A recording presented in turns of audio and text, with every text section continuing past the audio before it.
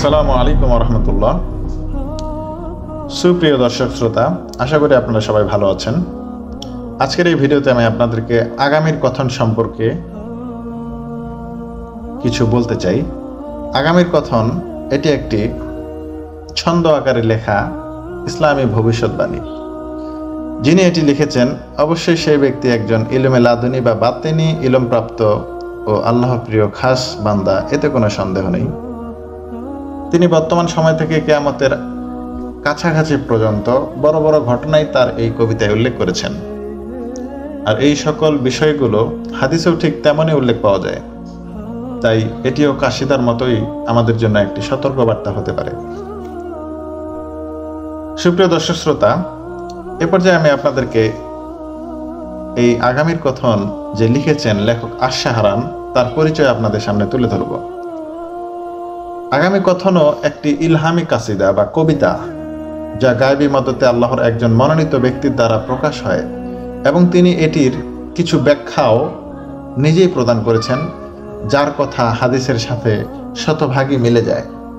তবে কিছু এমন বিষয়ও এনেছেন যা আল্লাহ তাআলা বিশেষভাবে তাকে জানিয়েছেন, যা হয়তো হাদিসে পাওয়া যেত না। আর সেই আল্লাহর মনোনীত বান্দা, এর নাম হচ্ছে আশ-শাহরান। কবিতাটি তিনি 100টি প্যারাতে লিখেছেন ছন্দ আকারে, আর প্রতি প্যারা 4টি করে লাইনে তিনি সাজিয়েছেন। হযরত শাহ নেয়ামতুল্লাহ রহমতুল্লাহ আলাইহির ইলহামি ভবিষ্যৎবাণী সম্বলিত কাশিদায়ে সওগাত এর সাথেও অনেক ঘটনার মিল রয়েছে এই কবিতার। এই কবিতা থেকে কিয়ামতের অনেক আলামত ও বর্ণনা পাওয়া যায়, যা ভবিষ্যতে ঘটতে যাচ্ছে। তো প্রিয় দর্শক শ্রোতা, চলুন আমরা শুনি আগামীর কথন কবিতার ব্যাখ্যা এবং চরণগুলো। প্যারা নম্বর 1। সূচনাতেই প্রশংসা তার, যিনি সৃষ্টি করেছেন জমিন ও আকাশ। অতীত থাক আগামীর কিছু কথা, আমি করিব প্রকাশ। প্যারা 2। বিংশ শতকের বিংশ সনের কিছু করে হেরফের, প্রকাশ ঘটিবে ভণ্ড মাহাদি ভূখণ্ড তুরস্কের। ব্যাখ্যা। লেখক তার ভবিষ্যৎবাণী কবিতাতে বর্ণনা করেছেন যে বিংশ শতকের বিংশ সন বলতে 2020 সালকে বুঝিয়েছেন। 2020 সালের কিছু সময় হেরফের করে একজন ভণ্ড মাহাদি নিজেকে আত্মপ্রকাশ করবেন। সেই ভণ্ড তুরস্ক ভূখণ্ডের অধিবাসী হবেন। এখানে সরাসরি দাবি করার সাল লেখক উল্লেখ করেননি, হয়তো এখানে কোনো রহস্য আছে। প্যারা নম্বর 3। সপ্তবর্ণে নামের মালা, হা দিয়ে শুরু তার, খতমে থাকিবে ইয়া, সে মাহাদির মিথ্যা দাবিদার। তার নাম আরবিতে 7টি হরফ হতে হবে, যার প্রথম হরফটি হবে হা এবং শেষের হরফটি হবে ইয়া। আর সেই ব্যক্তিটি যদিও নিজেকে ইমাম মাহাদি বলে দাবি করবে, প্রকৃতপক্ষে সে হলো একজন মিথ্যুক, জালিয়াত, প্রতারক, শয়তান। সে প্রকৃত ইমাম মাহাদি নয়। প্যারা নম্বর 4। বাংলা ভূমির দিনের সেনারা করিবে মিথ্যার প্রতিবাদ, জালিমের ভূখণ্ড হয়েছিল দুভাগ, সত্য ভাগে হবে ভণ্ড বরবাদ। ব্যাখ্যা। বাংলা ভূমির দিনের সেনা বলতে লেখক আশ-শাহরান বাংলাদেশের ইমানদার নির্ভীকদেরকে বুঝিয়েছেন। করিবে মিথ্যার প্রতিবাদ বলতে লেখক আশ-শাহরান বুঝিয়েছেন যে সেই ভণ্ড যখন নিজেকে ইমাম মাহাদি বলে দাবি করবে, তখন তারা তার তীব্র প্রতিবাদ জানাবে। জালিমের ভূখণ্ড হয়েছিল দুভাগ বলতে লেখক বুঝিয়েছেন যে কোনো এক জালিম ভূখণ্ড বিভক্ত হয়ে এক ভাগ 70 দিন কায়েম ছিল। সেই ভাগের দ্বারাই সেই ভণ্ড মাহাদি ধ্বংস হবে। আর সেই জালিমের ভূখণ্ডটি হলো বর্তমান ভারত, যা ইতিপূর্বে বিভক্ত হয়ে পাকিস্তান হয়। আর পাকিস্তান আলাউদ্দিন কায়েম ছিল, সুতরাং বোঝা যাচ্ছে যে সেই ভণ্ড মাহাদি পাকিস্তানে ধ্বংস হবে। প্যারা নম্বর 5। প্রস্তুতি নিবে ক্ষুদ্র সেনারা, শিন মিম এর নিরে, দিয়ে জয় গান আল্লাহ মহান, আঘাত হানিবে শত্রুর ঘাড়ে। ব্যাখ্যা, লেখক আশ-শাহরান ভবিষ্যৎবাণীতে বলেছেন যে কোনো এক দেশের কোনো এক স্থানে মুসলিম ইমানদার সেনারা শত্রুর দলকে আঘাত করার জন্য প্রস্তুতি নিচ্ছে, তবে তারা সংখ্যায় এখনো সীমিত। তবে একটি বাক্য লক্ষণীয় যে শিন মিমে নিরে তারা প্রস্তুত হচ্ছে।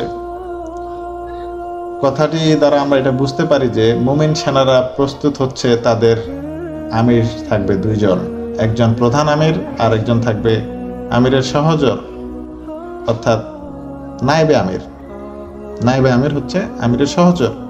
তাদের একজনের নামের প্রথম হরফ হবে শিন অর্থাৎ বাংলা তালিবেশ্য, এবং অন্যজনের প্রথম অক্ষর হবে মিম অর্থাৎ বাংলা ম। প্যারা নাম্বার 6, অতি সত্বর পাঞ্জাব কেন্দ্রে গাইবে মুমিনেরা জয়গান, একটি শহর আসিবে দখলে, ইমানদারদের খোদার দান। লেখক আশ-শাহরান এই প্যারাতে বলেছেন যে পাঞ্জাব কেন্দ্রে অর্থাৎ কাশ্মীরে মুমিনদের সাথে কাফিরদের একটি যুদ্ধ সংঘটিত হবে, যা বর্তমানে চলছে।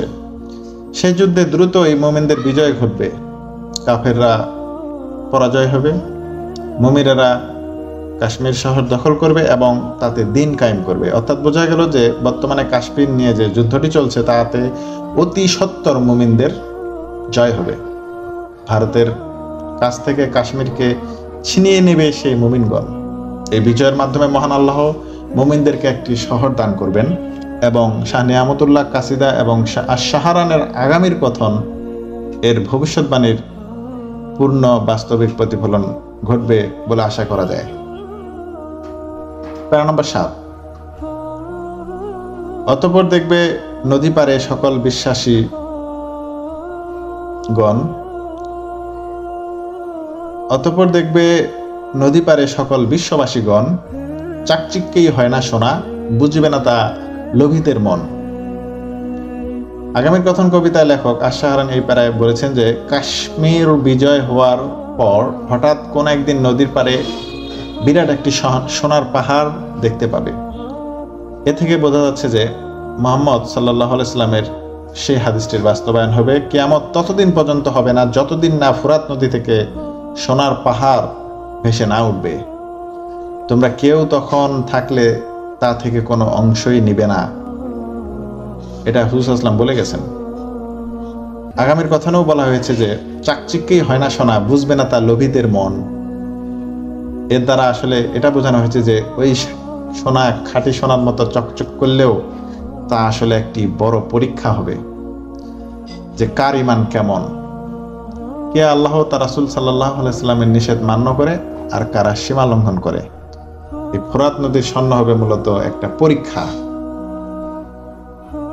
প্যারা নাম্বার 8, একটি শিন, দুইটি আলিফ, 3 ভূখণ্ডেই হবে ঝড়, বিদায় জানালো মহাদূত তার 93 এক পর। এই প্যারা লেখক আশ-শাহরান একটু অস্পষ্টভাবে বাক্য উপস্থাপন করেছেন, যে তিনি বলেছেন যে সেই ফুরাত নদীর স্বর্ণের পাহাড় দখলে আনার জন্য 3টি রাষ্ট্র যুদ্ধে জড়িয়ে পড়বে। সেই 3টি দেশের নামের প্রথম হরফ এখানে তিনি উল্লেখ করেছেন, আর তা হলো শিন, আলিফ এবং আলিফ।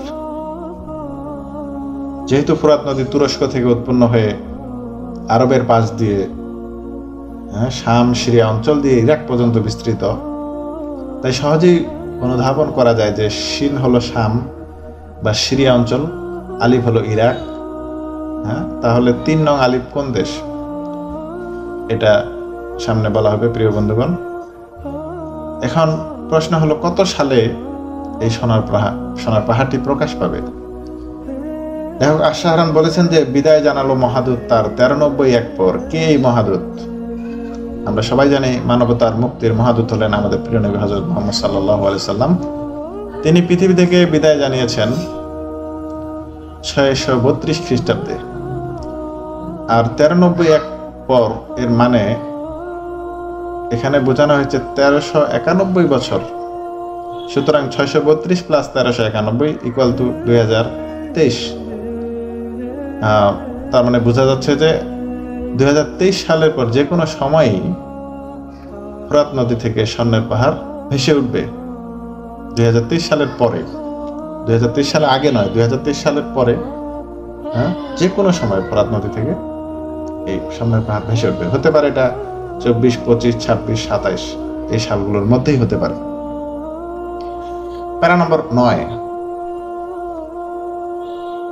যে ভূমি থেকে দিয়েছিল নিষেধ খোদার প্রিয় নবী, নিষেধ ভুলিবে করিবে রণ, তাতে হইবে না কামিয়াবি। এই প্যারায় লেখক আশাহারান বলেছেন যে মুহাম্মদ সাল্লাল্লাহু আলাইহি ওয়াসাল্লাম যে দেশ থেকে স্বর্ণের খনি দখল করতে যাওয়ার নিষেধ করেছিলেন, তার নিষেধ ভুলিয়া ওই দেশটিও লোভের বশীভূত হয়ে ফোরাত নদীর সোনার পাহাড় দখল করতে লড়াই করবে, অর্থাৎ সৌদি আরবও যুদ্ধ করবে সোনার লোভে। এই প্যারা থেকে আমরা বুঝতে পারি আসলে এই যে তৃতীয় আলিফ যেটা বলছিলাম, এটা সৌদি আরব হবে। সৌদি আরব হওয়ার সম্ভাবনা অনেক বেশি। আরব, এখানে আমরা দুটি বিষয় বুঝতে পারি যে আলিফ দ্বারা বাংলার আ অক্ষরকে বুঝিয়েছে, অর্থাৎ এটা আলিফ দ্বারা আরব লেখা হয়। কিছু জায়গায় এরকম দেখা গিয়েছে, আল্লাহ ভালো জানেন। তাহলে যে তিনটি দেশ আল্লাহ রাসূল সাল্লাল্লাহু আলাইহি ওয়াসাল্লামের নিষেধ অমান্য করে ফোরাত নদীর সোনার পাহাড় দখল করতে যুদ্ধের সূচনা করবে, সেই তিনটি দেশকে আমরা বলতে পারি শাম বা সিরিয়া, নাম্বার 2 ইরাক, নাম্বার 3 আরবরা। কিন্তু কেউই সেই যুদ্ধে কোনো সফলতা পাবে না। প্যারা নম্বর 10, দুপক্ষকাল চলিবে লড়াই, দখল করিতে জলাংশ, প্রতি 9 জনের 7 জনই হায়, হইবে সেরণে ধ্বংস। লেখক বলেছেন ভবিষ্যৎবাণীতে যে ফোরাত নদীর সোনার পাহাড় দখল করার জন্য শাম বা সিরিয়া, আরব ও ইরাক 2 পক্ষকাল সময় ধরে যুদ্ধে লিপ্ত থাকবে। এক পক্ষকাল সময় সমান সমান 15 দিন, এটা আমরা সবাই জানি। অতএব 2 পক্ষকাল সমান সমান 30 দিন। সোনার খনি দখল করতে প্রায় 1 মাস যুদ্ধ চলবে সিরিয়া, ইরাক ও আরব মিলে। 2023 সালের পরে 24, 25, 26, 27 যে কোনো সময়ে। আর সেই যুদ্ধে কতজন অংশগ্রহণ করবে, যতজনই করুক না কেন, তাদের প্রতি 9 জনের মধ্যে 7 জনেই মারা যাবে। এ পর্যায়ে প্যারা নম্বর 11 নিয়ে আলোচনা করছি। যেখান থেকে এসেছিল ধন চলে যাবে সেথায় ফের, বুঝছো না কেন এটা তোমাদের পরীক্ষাই মানের। দেখো আশারান বলেছেন যে ওই সোনার খনি যেখান থেকে এসেছিল আবার সেখানেই ফেরত চলে যাবে। ফোরাত নদী থেকে যে সোনার খনি উঠবে তা 1 মাসের কিছু কম বেশি সময়ের মধ্যে আবার জলের মধ্যে ডুবে যাবে, অদৃশ্য হয়ে যাবে। মানে 1 মাসের কিছু কম বা বেশি এই সময়ের মধ্যে আবার সেই সোনার পাহাড়টা ডুবে যাবে। মাঝখানে আল্লাহ তাআলা মানুষের ঈমানের পরীক্ষা নেবেন। আমরা জানি যে ইরাক, আরব, সিরিয়া 3টি দেশই ইসলামিক দেশ, আর তারাই আল্লাহ রাসূল সাল্লাল্লাহু আলাইহি ওয়াসাল্লামের নিষেধ লঙ্ঘন করে ফিতনায় পতিত হবে। তাই তো আল্লাহ তাদের গজবে ধ্বংস করবেন। প্যারা নম্বর 12, একটি শহর পেয়েছে মুমিনেরা, হারাইবে অনুরূপ একটি, স্বাধীনতার অর্ধ শতাব্দীর পর হাতছাড়া হবে দেশটি। খুবই গুরুত্বপূর্ণ প্যারা। একটি শহর পেয়েছে মুমিনেরা, হারাইবে অনুরূপ একটি, স্বাধীনতার অর্ধ শতাব্দীর পর হাতছাড়া হবে দেশটি। লেখক আশাহারান উল্লেখ করেছেন যে একটি শহর মুমিনরা পাবে। কাশ্মীর, এখানে কাশ্মীরের প্রতি ইঙ্গিত করেছে যে একটি শহর তাদের হাতছাড়া হবে। এখানে কাশ্মীরকে তারা জয় করবে, মুসলিমরা, মুমিনরা কাশ্মীরকে জয় করবে। আবার হিন্দুস্তানের মুশরিকরা আবার আরেকটি দেশ দখল করে নেবে, সেখানে মুসলিমরা বাস করে। যে দেশটি দখল করবে সে দেশটি তার 50 বছরেরও কিছুকাল পূর্বে স্বাধীনতা লাভ করেছিল। হতে পারে 52-53 বছর বা আরেকটু বেশি। যেহেতু অর্ধ শতাব্দীর পর বলা নেই কবে, বলা আছে অর্ধ শতাব্দীর পর। তবে আশারান উল্লেখ না করলেও ইঙ্গিত করেছেন যে সেটা কোন দেশ। সেটা কোন দেশ যে স্বাধীনতার অর্ধ শতাব্দীর পরে হাতছাড়া হবে দেশ, আশা করি সেই দেশটা সামনে আলোচনা আপনারা বুঝতে পারবেন সেটা কোন দেশ। তাহলে আমরা বুঝতে পারলাম যে মুসলিমরা কাশ্মীর দখল করবে, এতে ভারত ক্ষিপ্ত হয়ে যাবে। ভারত ক্ষিপ্ত হয়ে পরে তারা অনুরূপ অন্য আরেকটা মুসলিম কান্ট্রি দখল করে নেবে। তারা কাশ্মীর হারাবে, এইদিকে আবার অন্য আরেকটা মুসলিম কান্ট্রি এরা এইদিকে দখল করে নেবে। প্যারা নম্বর 13, পঞ্চহরফ শিনে শুরু, নুনে খতম নাম, মিত্র দলের আশ্রয়েতে নেতা হইবে অপমান। এখানে লেখক আশ-শাহরান একজন দেশ প্রধানের কথা উল্লেখ করেছেন। তিনি উল্লেখ করেছেন যে মুমিনরা যে দেশটি হারাবে সে দেশটির প্রধানের নাম 5টি হরফের হবে।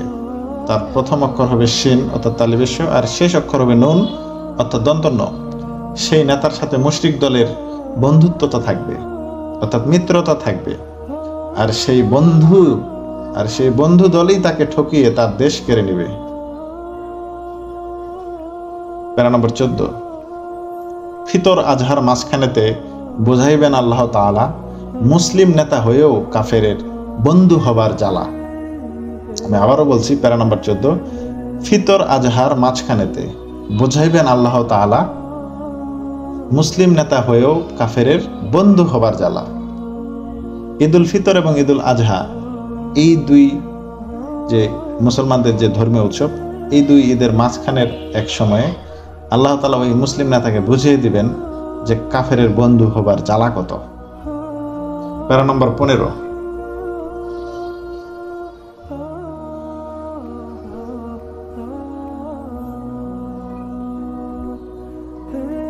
ছাড়বে সে যে শাসন গদি, থাকবে না বেশি আর, দেশের লোকে দেখে তাকে জানাইবে ধিক্কার।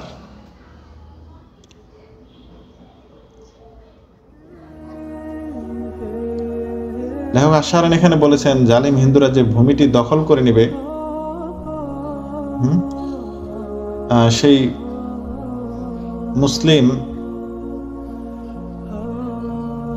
ভূমির নেতার সাথে ঈদুল ফিতর ও ঈদুল আজহার মধ্যেই কাফের নেতা ও সেই মুসলিম নেতা যার ভূমি দখল করা হবে তাদের উভয়ের মধ্যে এমন কিছু একটা হবে যার ফলে সেই মুসলিম নেতাটিকে আল্লাহ সরাসরি বুঝিয়ে দিবেন মুসলিমদের নেতা হয়ে কাফেরের বন্ধু হলে কি অপমানিত হতে হয়।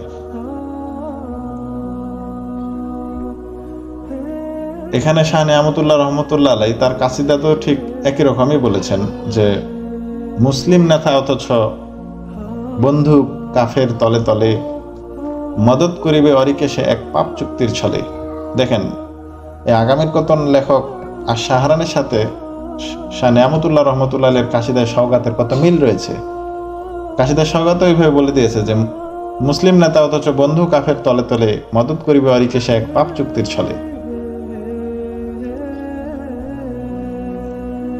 বলেছে যে এই নেতার সাথে মানে ওই মুসলিম নারী নেতার সাথে মুশরিক নেতাদের এমন একটা চুক্তি হবে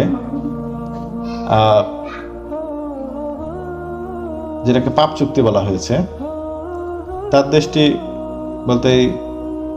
তার দেশটি কাফেররা দখল করে নেবে, দেশের লোকে তাকে ধিক্কার দিতে থাকবে।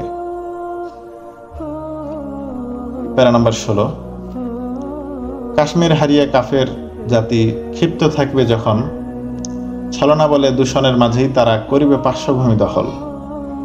আমি প্রথমে বললাম যে ভারত এখন যেমন কাশ্মীর নিয়ন্ত্রণ করে রাখতেছে, এটা পারবে না। মুমিনরা কাশ্মীরকে দখল করে নেবে অতি সত্বর। যখন ভারত তার কর্তৃত্ব কাশ্মীর থেকে সরিয়ে ফেলবে, মানে কাশ্মীরে তার কর্তৃত্বটা হারাবে, তখন ভারত পাগল হয়ে যাবে। তারা এটার প্রতিশোধ নেওয়ার জন্য তাদের পার্শ্ববর্তী একটা দেশে তারা হামলা চালাবে। পার্শ্ববর্তী দেশে হামলা চালায়, সে পার্শ্ববর্তী দেশটি তারা দখল করে নেবে। তো পরের প্যারায় যেটা বলা হয়েছে যে পাপে লিপ্ত হিন্দুবাসী সে ভূমে, ছাড়াইবে 100 কোটি 6 খুন, চোখের সামনে ইজ্জত হারাইবে 1,00,000 কোটি মা বোন। প্যারা নম্বর 18, সময় থাকতে হয়ে যেও জোট সেই সবুজ ভূখণ্ডের যুবকগণ, অচিরেই দেখবে চোখের সামনে হত্যা হবে কত প্রিয়জন। দেখেন, প্যারা নম্বর 18-তে বলেছে যে সময় থাকতে হয়ে যেও জোট সেই সবুজ ভূখণ্ডের যুবকগণ, অচিরেই দেখবে চোখের সামনে হত্যা হবে কত প্রিয়জন। কত বেদনাদায়ক এক প্যারা। লেখক বলেছেন যে যে ভূমিটি হিন্দুস্তানের মুশরিকরা দখল করে নিবে, সেই ভূমি দখল করার পর তারা সেখানে একাধারে গণহত্যা চালাতে থাকবে, নির্বিচারে মানুষ হত্যা করবে, লক্ষ কোটি মা বোনের ইজ্জত হরণ করবে। কতজন মানুষ হত্যা করবে সে সম্বন্ধে লেখক আশারান একটি ভবিষ্যৎবাণী করেছেন যে পাপে লিপ্ত হিন্দবাসী সে ভূমে ছড়াইবে 1.25 কোটি 6 খুন। হ্যাঁ, 1.25 কোটি 6 খুন। 1.25 কোটি 6 খুন বলতে আমরা কি বুঝবো? 1,25,00,000 এবং আরো সাথে একটি সংখ্যা হলো 6। আবার এটাও বুঝতে পারি যে 1.25 কোটি 600। আবার এটাও বুঝতে পারি যে 1.25 কোটি 6,000। আবার এটাও বুঝতে পারি 1.25 কোটি 6 লক্ষ। আবার এটাও বুঝতে পারি 1.25 কোটি আরো 6 কোটি। আবার এটাও বোঝা যায় যে 1.25 কোটিকে 6 দ্বারা গুণ করা হয় যদি, অর্থাৎ 1.25 কোটিকে 6 দ্বারা গুণ করলে 7,50,00,000 হয়।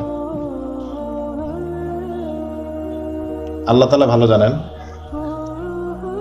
এরকম আগামীর কথনের 19 নং প্যারায় বলা আছে যে আহাজারি আর কান্নায় ভারী সে ভূমি হইবে ঘোর কারবালা। এবং কাশিদাতেও বলা আছে হত্যা ধ্বংসযজ্ঞ সেখানে চালাইবে তারা ভারী, ঘরে ঘরে হবে ঘোর কারবালা ক্রন্দন আহাজারি। কাশিদার সওগাতের 39 নম্বর প্যারাতে এটা বলা আছে যে হত্যা ধ্বংসযজ্ঞ সেখানে চালাইবে তারা ভারী, ঘরে ঘরে হবে ঘোর কারবালা ক্রন্দন আহাজারি।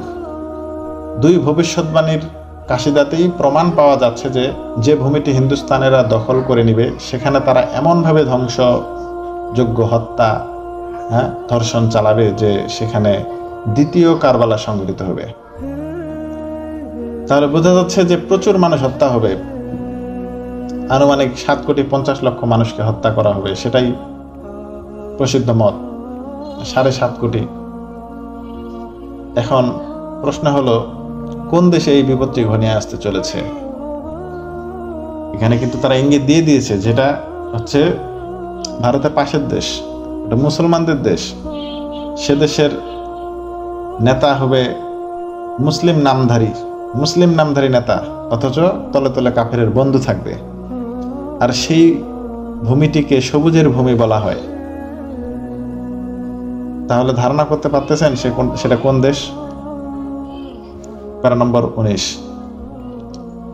আহাজারি আর কান্নায় ভারী সে ভূমি হইবে ঘোর কারবালা, খোদার মদতে শিন মিম সেখানে আগাইবে করিতে শত্রুর মোকাবেলা। আবারও বলছি, আহাজারি আর কান্নায় ভারী সে ভূমি হইবে ঘোর কারবালা, খোদার মদতে শিন মিম সেখানে আগাইবে করিতে শত্রুর মোকাবেলা। এই প্যারায় লেখক বলেছেন যে ভারতের মুশরিকরা যে দেশটি দখল করবে সে দেশের ঘরে ঘরে কারবালা শুরু করে দিবে। 7.5 কোটি মানুষ, কম বেশি আল্লাহ ভালো জানেন, 7.5 কোটি মানুষ হত্যা করবে। আর মুসলমানদের এই বিপদে আল্লাহ সাহায্য পাঠাবেন। এখানে উল্লেখ্য যে মুসলমানদের সেই বিপদ মুক্তির ওসিলা হবে 2 জন। শিন ও মিম হরফ দিয়ে তাদের নাম শুরু হবে। তাদের নাম হবে শিন ও মিম হরফ দিয়ে শুরু, 2 জনের নাম। আমরা কাশিদা, এই যে আমরা যে লেখক আশাহারানের প্যারা নম্বর 5-এ পড়েছিলাম যে প্রস্তুত নেবে ক্ষুদ্র সেনারা শিন মিমের নিরে, দিয়ে জয়গান আল্লাহ মহান আঘাত হানিবে শত্রুর ঘাড়ে। তাহলে বোঝা গেল যে হিন্দুস্তানের মুশরিকরা যখন মুসলমানদের একটি দেশ দখল করে সেখানে দ্বিতীয় কারবালা শুরু করবে, তখন আল্লাহর পক্ষ থেকে একটি দল সেই শত্রুর মোকাবেলা করতে সামনে অগ্রসর হবে। তাহলে সেই সময় এই কারবালা শুরুর আগেই শিন এবং মিমের প্রকাশ ঘটবে ইনশাআল্লাহ। শিন সে তো সাহেবে কিরান, মিমে হাবিবুল্লাহ, জালিমের ভূমিতে ঘটাইবে মহালয়, সাথে আছে মহান আল্লাহ।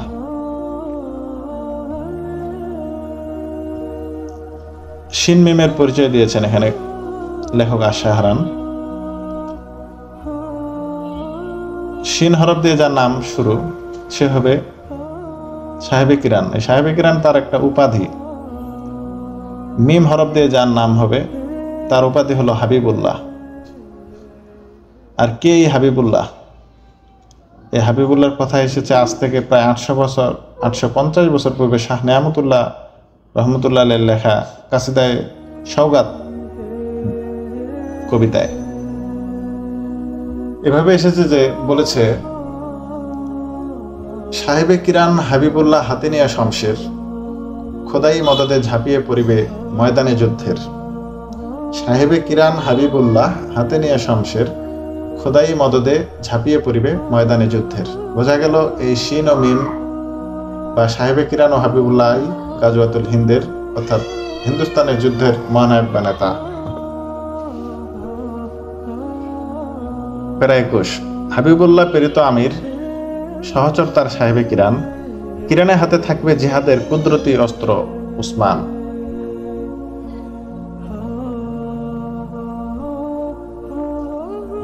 লেখক আশাহারান এখানে দুইটি ব্যক্তিত্বকে প্রকাশ করেছেন। মিম হরফে যার নাম শুরু তার উপাধি হবে হাবিবুল্লাহ, তিনি আল্লাহ প্রদত্ত নেতা বা আমির বা ইমাম। আর শিন দিয়ে যার শুরু তার উপাধি হবে সাহেবে কিরান, তিনি প্রধান নেতা হাবিবুল্লাহ, উনার সহচর হবেন।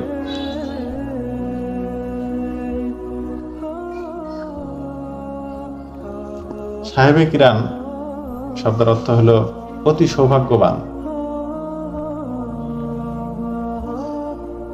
হিন্দুস্তানের মুশরিকদের সাথে যে মুসলমানদের যুদ্ধ হবে এই যুদ্ধের মূল চরিত্রই হলো সাহেবে কিরান ও হাবিবুল্লাহ। আর যুদ্ধের সময় এই সাহেবে কিরানের হাতেই থাকবে একটি কুদরতি অস্ত্র যার নাম হবে উসমান, যা অলৌকিক ক্ষমতা সম্পন্ন হবে। এই সাহেবে কিরান হাবিবুল্লাহ এবং উসমান অস্ত্রকে নিয়ে শাহ নেয়ামতুল্লাহ রহমতুল্লাহ তার কাসিদাতে উল্লেখ করে বলেছেন যে, সৃষ্টি হইবে ভারতব্যাপিয়া প্রচণ্ড আলোড়ন, উসমান এসে নিবে জিহাদের বজ্র কঠিন পণ। কাসিদায়ে সওগাত প্যারা নম্বর 43-এ এই চরণ দুটি আছে। সাহেবে কিরান হাবিবুল্লাহ হাতে নিয়ে শমশের, খোদাই মদদে ঝাঁপিয়ে পড়িবে ময়দানে যুদ্ধের। কাসিদায়ে সওগাত প্যারা নম্বর 44। এখানে উসমান বলতে এমন একটি অস্ত্রকে বোঝানো হয়েছে যে যুদ্ধের সময় সাহেবে কিরান হাতে ধারণ করবে এবং হাবিবুল্লাহ সেই যুদ্ধের নেতৃত্ব প্রদান করবেন। প্যারা নম্বর 22।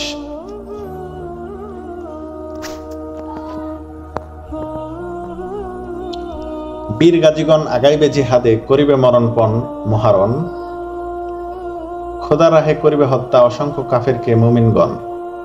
আমি আবার বলছি, বীর গাজীগণ আগাইবে জিহাদে, করিবে মরণপণ মহারণ, খোদা রাহে করিবে হত্যা অসংখ্য কাফেরকে মুমিনগণ। এই প্যারায় লেখক আশাহারান একটি স্পষ্ট বিষয় তুলে ধরেছেন, আর তা হলো গাজওয়াতুল হিন্দ, হিন্দুস্তান বিজয়ের যুদ্ধ। আগামী কথনের 22 নং প্যারা থেকে আমরা বলতে পারি যে হিন্দুস্তানের ইসলাম কায়েম করার জন্য যে মহাযুদ্ধ সংঘটিত হবে গাজওয়াতুল হিন্দ, সেই মহাযুদ্ধের মূল চরিত্র বা গাজওয়াতুল হিন্দের আমির ও সেনাপতি হলো সাহেবে কিরান ও হাবিবুল্লাহ। তাদের নেতৃত্বে অসংখ্য মুমিনগণ হিন্দুস্তানের দিকে অগ্রসর হবেন গাজওয়াতুল হিন্দের সত্যায়ন ঘটাতে, অর্থাৎ হিন্দুস্তান যে দেশটি দখল করে দ্বিতীয় কারবালা শুরু করবে সেই দেশ থেকেই গাজওয়াতুল হিন্দের মুমিনগণ ভারতের দিকে অগ্রসর হতে থাকবে সাহেবে কিরান ও হাবিবুল্লাহর নেতৃত্বে। আর তা কাশ্মীর বিজয় মুমিনদের দখলে যাওয়ার 2 বছরের মধ্যেই সংগঠিত হবে। প্যারা নম্বর 23।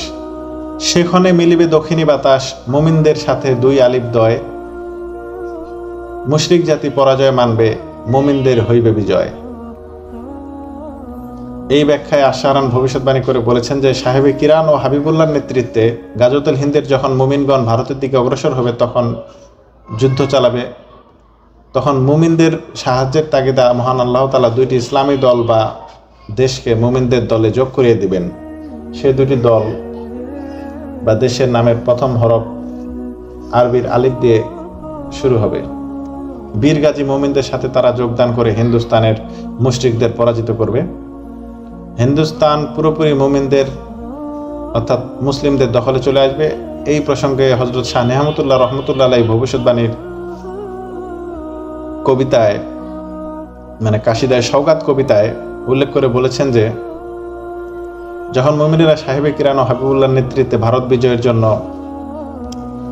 ভারতে মহাযুদ্ধে লিপ্ত হবে, তখন মুমিনদের পাশে মিলে একসাথে দক্ষিণী ফৌজ ইরানি ও আফগান বিজয় করিয়া কবজায় পুরা আনিবে হিন্দুস্তান। কাসিদায় সওগাত 93-47 এটা বলা আছে, মিলে একসাথে দক্ষিণী ফৌজ ইরানি ও আফগান বিজয় করিয়া কবজায় পুরা আনিবে হিন্দুস্তান। তা আগামীর কথনেও এই পাড়ায় একই কথা বলা হয়েছে যে সাহেবে কিরান ও হাবিবুল্লাহ সাথে ওই দলে যে দুই দেশ যোগ দিবে সেটা হিন্দুস্তান বিজয় করে পুরোপুরি মুসলমানদের দখলে আনবে। আর ওই দুইটি দেশের নাম হলো ইরান এবং আফগানিস্তান। জানা গেল সাহেবে কিরান ও হাবিবুল্লাহ দলে ইরান ও আফগানিস্তানে মিলিত হওয়ার পর তিন দলের সংঘবদ্ধ শক্তির ওসিলায় মহান আল্লাহ তাআলা গাজওয়াতুল হিন্দে মুসলমানদের বিজয় দান করবেন। যে বিজয়ের ওয়াদার ভবিষ্যৎবাণী হিসেবে মহান আল্লাহ রাসূল সাল্লাল্লাহু আলাইহি ওয়াসাল্লাম মাধ্যমে অনেক পূর্বেই দান করেছিলেন। বিজয়ের ওয়াদা এবং কাশিদায় সওগাতে শাহ নেয়ামতুল্লাহ রহমতুল্লাহ আলাইহি এবং আগামীর কথনে আশাহারান ইলাহি ভবিষ্যৎবাণী করেছেন যে অবশ্যই হিন্দুস্তান বিজয় করবে মুসলিমগণ। প্যারা নম্বর 24, দিন থেকে দূরে ছিল সে যে 6 হরফেতে তাহার নাম, প্রথমে গাপ খতমে সাহা সপরিবারে আনিবে ইমান। আলহামদুলিল্লাহ, এই প্যারায় লেখক আশাহারান বলেছেন যখন গাজওয়াতুল হিন্দ অর্থাৎ হিন্দুস্তানে বিজয়ের যুদ্ধ চলবে তখন একসময় হিন্দুস্তানে একজন মূর্তি পূজারী ইসলাম ধর্ম গ্রহণ করবে সপরিবারে। এখন কথা হলো হাজার হাজার বিধর্মীরাই তো ইসলাম কবুল করবে, তাহলে এই ব্যক্তির নাম কেন প্রকাশ করা হলো? এই ব্যক্তিটি কে? ওখানে বলেছেন যে 6টি অক্ষরে তার নাম হবে। প্রথম অংশ হবে গাফ, আবার শেষের অংশ হবে সাহা। সাহা হলো পদবী, অর্থাৎ নামটি হবে শ্রী। বিশেষ লক্ষণীয় যে এই ব্যক্তির সম্বন্ধে শাহ নেয়ামতুল্লাহ রহমতুল্লাহ আলাইহি ভবিষ্যৎবাণী কাশিদায় সওগাতে বলেছেন দিনের বৈরি আছিল শুরুতে 6 হরফেতে নাম, প্রথম হরফে গাফ সে করিবে কবুল দিন ইসলাম। কাশিদায় সওগাত প্যারা নম্বর 49। বোঝা যাচ্ছে যে ওই ব্যক্তির দ্বারা ইসলামের অনেক উপকারিতা রয়েছে। যদিও সে মুশরিক থাকবে কিন্তু সে সপরিবারে ঈমান আনবে এবং তার দ্বারা ইসলামের অনেক উপকার হবে ইনশাআল্লাহ।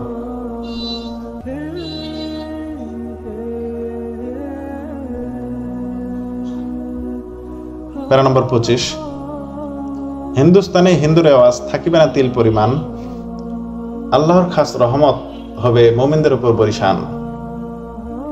এই প্যারায় লেখক আশাহারান বলেছেন গাজওয়াতুল হিন্দের পর হিন্দুস্তানে হিন্দুদের শিরকি কুফরি কোনো প্রকার রীতিনীতি আর অবশিষ্ট থাকবে না, হিন্দুদের কোনো চিহ্ন আর থাকবে না।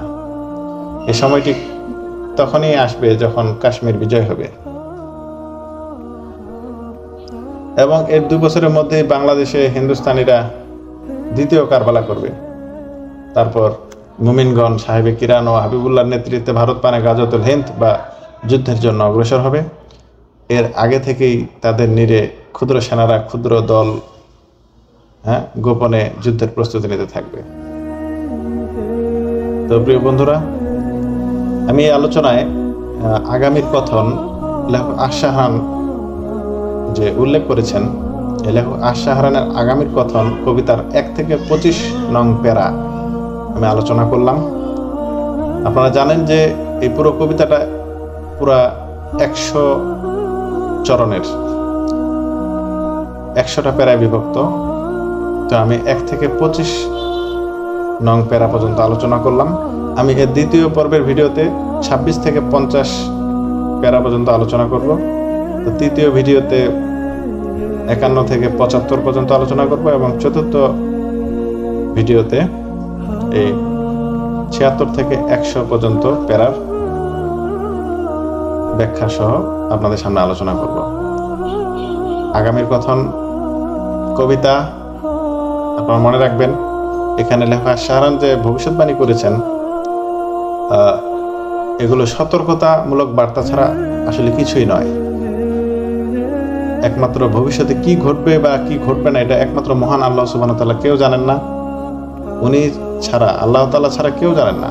অতএব আমরা এই সতর্কবাণীগুলোকে অবশ্যই সতর্কবার্তা ছাড়া আর কোনোভাবেই হিসেব করব না।